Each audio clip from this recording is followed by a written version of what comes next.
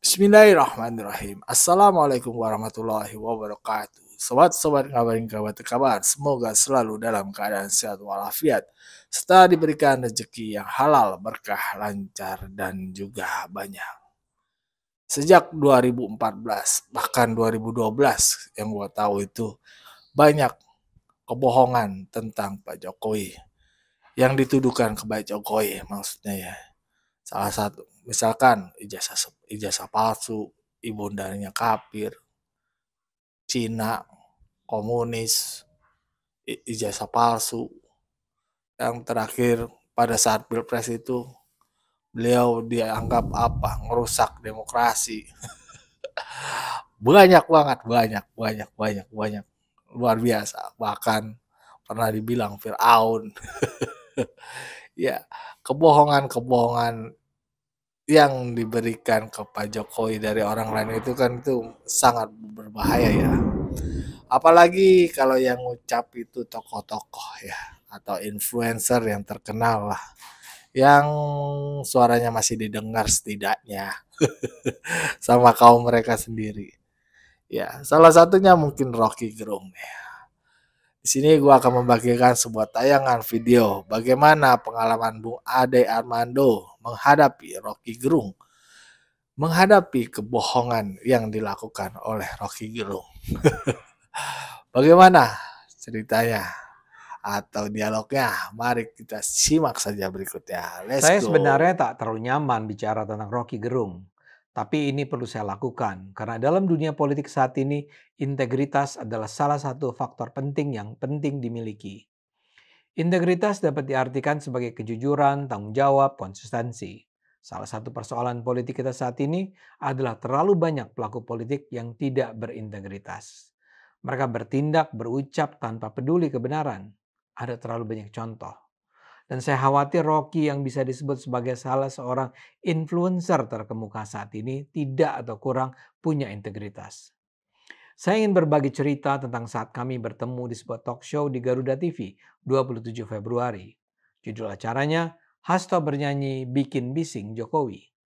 Inti diskusinya adalah soal desakan Hasto Kristianto agar KPK memeriksa keluarga Jokowi dan bahwa Jokowi adalah dalang dari revisi Undang-Undang KPK. Seperti biasa, diskusi melebar kemana-mana. Salah satunya adalah soal keputusan Mahkamah Konstitusi yang menyebabkan Gibran bisa maju sebagai wapres. Anda mungkin masih ingat bahwa pada 2023 MK mengeluarkan keputusan yang mengubah putusan undang-undang tentang pemilu. Keputusan MK tahun 2023 itu memberikan peluang buat seseorang yang belum berusia 40 tahun untuk maju sebagai capres atau cawapres asalkan punya pengalaman sebagai kepala daerah. Karena keputusan inilah Gibran yang mantan wali kota Solo bisa maju sebagai cawapres Prabowo pada Pilpres 2024. Dalam topik inilah terjadi debat antara saya dengan Rocky. Rocky mengatakan, Jokowi itu adalah mastermind dari keputusan Mahkamah Konstitusi. Dia bilang Jokowi merusak demokrasi. Ya sebenarnya ini sih bukan pendapat Rocky sendiri ya. Saya sangat sering mendengar atau membaca tuduhan bahwa Jokowi dengan kekuatannya sebagai presiden ketika itu cawe-cawe dalam mengarahkan keputusan Mahkamah Konstitusi. Masalahnya narasi semacam itu lazimnya tidak disertai bukti. Saya percaya Jokowi memang berharap Gibran bisa maju sebagai calon wapres. Tapi saya tidak melihat memang ada bukti yang menunjukkan Jokowi mengintervensi MK dengan kekuasaannya. Ketua MK Anwar Usman memang adik ipar Jokowi. Dan wajar saja sang ketua MK juga mendukung Gibran menjadi wapres. Tapi itu juga kan hal biasa-biasa saja. Itu tentu tidak bisa dengan sendiri membuktikan bahwa Jokowi dengan sengaja mengintervensi MK untuk membuka jalan bagi Gibran. Apalagi keputusan MK itu diambil oleh 7 hakim yang berbeda. Ketujuh hakim itu pun tidak pernah bercerita bahwa keputusan mereka diintervensi oleh tangan-tangan kekuasaan Jokowi. Saya rasa para hakim itu cukup punya otoritas untuk melawan campur tangan siapapun, termasuk campur tangan Jokowi. Karena itulah saya merasa tuduhan bahwa Jokowi adalah aktor yang menjadi mastermind perubahan keputusan MK adalah sebuah tuduhan yang harus dilandasi bukti. Itulah yang disampaikan pada Rocky dalam perdebatan di Garuda TV. Tapi saya melihat betapa Rocky nampak melancarkan dewa mabuk dalam perdebatan itu. Misalnya saja, menurut dia kalau Jokowi tidak terlibat, mengapa Jokowi tidak membatalkan keputusan MK? Lah itu kan jelas pendapat yang kacau. Bagaimana mungkin seorang presiden membatalkan keputusan Mahkamah Konstitusi? Rocky kok seperti nggak paham dengan hierarki kekuasaan bahwa MK bukanlah bawahannya presiden. Dan kenapa juga Jokowi harus berusaha membatalkan keputusan MK? Seperti saya katakan, dia itu kemungkinan besar memang mendukung keputusan yang akan membuka jalan bagi Gibran.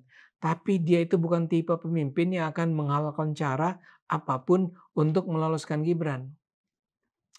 Rocky saat kekeh dengan pendapatnya bahwa Jokowi mengintervensi MK. Saya katakan pada dia, berikan bukti bahwa itu dilakukan Pak Jokowi. Ditanya begitu, Rocky tiba-tiba saja berfilsafat tentang ambisi, kekuasaan, dan dinasti. Menurutnya seseorang yang berambisi pasti akan berusaha keras dan menggunakan upaya maksimal untuk mewujudkan ambisinya. Saya bilang saya pun akan berusaha keras mencapai ambisi saya, tapi kan dengan cara yang etis. Jawaban Rocky, orang ambisius itu tidak akan menggunakan batasan etis kalau perintah moralnya adalah membangun dinasti. Buat saya ini juga argumen yang kacau. Jokowi mungkin memang berharap bahwa putra-putranya melanjutkan karier ayahnya sebagai politisi atau bahkan pemimpin negara.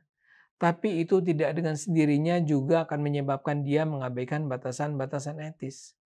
Karena itu saya katakan lebih baik Rocky menunjukkan pada saya, kepada publik, bukti atau indikasi bahwa Jokowi memang melakukan penyalahgunaan kekuasaan, yaitu menjadi orang di belakang keputusan MK.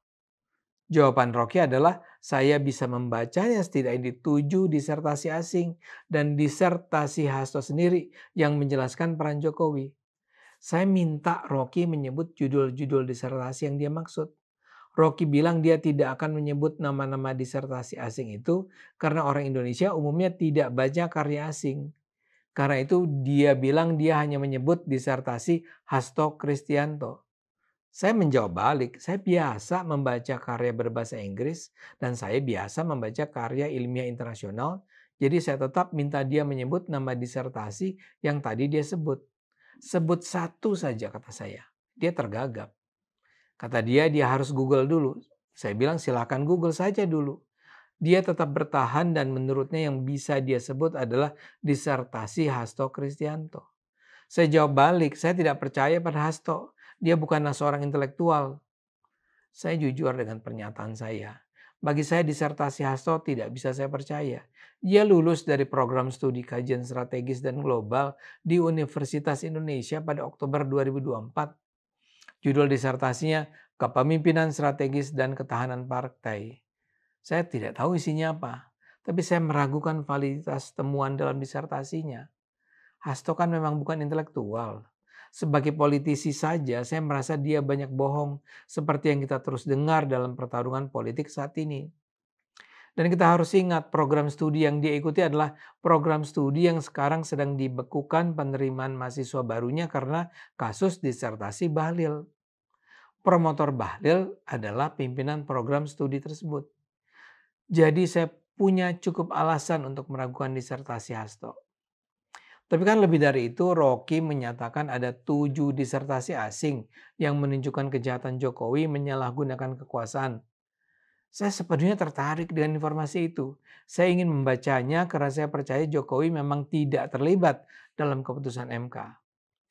Saya percaya ucapan Rocky itu bohong dan nampaknya dugaan saya benar. Saya rasa Rocky sebenarnya asal bicara saja bahwa ada banyak ilmuwan asing yang merasa perlu mempelajari politik Indonesia dan menemukan bahwa Jokowi memang menyalahgunakan kekuasaan. Dia itu bluffing, membual. Dan saya rasa saya benar. Kalau memang disertasi asing itu ada, hampir pasti dia masih bisa mengingat sebagian nama penulisnya. Kalaupun bukan nama lengkap, dia seharusnya masih bisa menyebut potongan namanya. Dan ini gagal dia lakukan. Menurut saya Jokowi tidak campur tangan dalam keputusan MK tahun 2023. Dan siapapun yang berpendapat sebaliknya harus bisa menunjukkan bukti pendukungnya. Apa yang terjadi ini membuktikan betapa kalangan politik anti Jokowi memang lazim melakukan propaganda hitam dan penyesatan informasi tanpa peduli dengan bukti empirik. Bagi saya ini adalah sebuah cara berpolitik kotor yang hanya akan menghancurkan politik kita. Saya rasa gaya berpolitik semacam ini harus dihentikan. Diskusi kritis diperlukan, tapi bukan penyebaran kebohongan dan disinformasi. Ayo gunakan akal sehat, karena hanya kalau kita gunakan akal sehat, Indonesia akan selamat.